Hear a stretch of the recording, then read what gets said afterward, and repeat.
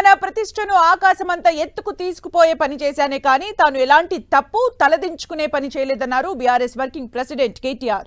4 గోడల మధ్య కాదు 4 కోట్ల మంది ముందు ఫార్ములా ఈ కార్ రేస్ గురించి అసెంబ్లీలో చర్చిద్దామంటే రేవంత్ రెడ్డి పారిపోయారని విమర్శించారు.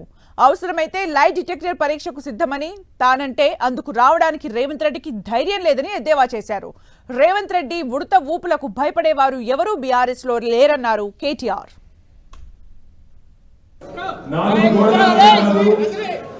4 కోట్ల మంది ముందు చర్చిద్దాం, ఎవరి తప్పో ఎవరిది ఒప్పో చర్చ పెట్టు అని అసెంబ్లీలో అడిగితే పారిపోయిండు రేవంత్ రెడ్డి.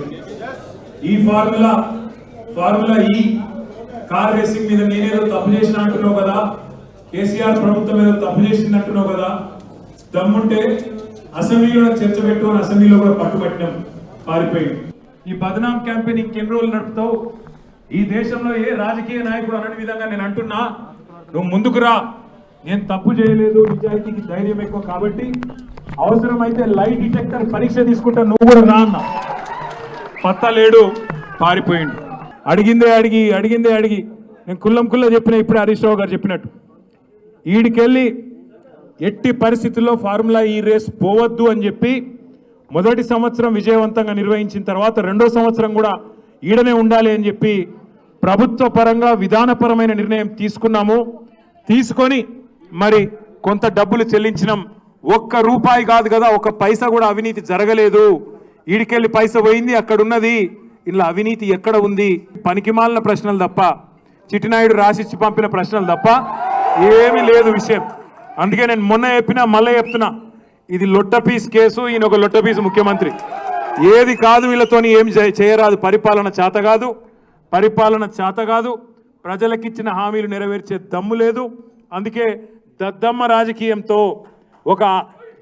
రాజకీయంతో ఇవాళ తప్పించుకునే ప్రయత్నం చేస్తూ ఉన్నారు. అంతకుముందు హరీష్ రావు గారిని కమిషన్ ముందుకు పిలిచిండు.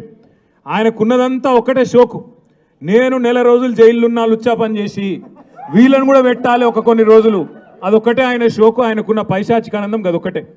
సాడిస్టులు ఉంటారు చూడు కొంతమంది, నాకు దక్కంది ఎవరికి దక్కద్దు అన్నట్టు, నాకు జరిగింది నీకు కూడా జరగాలన్నట్టు ఆయన ఎట్టి పరిస్థితిలో కొన్ని రోజులు జైల్లో పెడదామన్నది ఆయన షోకు. తప్పు చేయలేదు, తలదించుకునే పని ఎంత మాత్రం చేయలేదు.